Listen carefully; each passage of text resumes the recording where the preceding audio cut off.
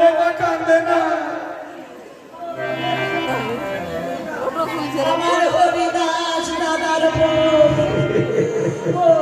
রে বাবা রে, 10টা নয় 5টা নয় একটাই বউ।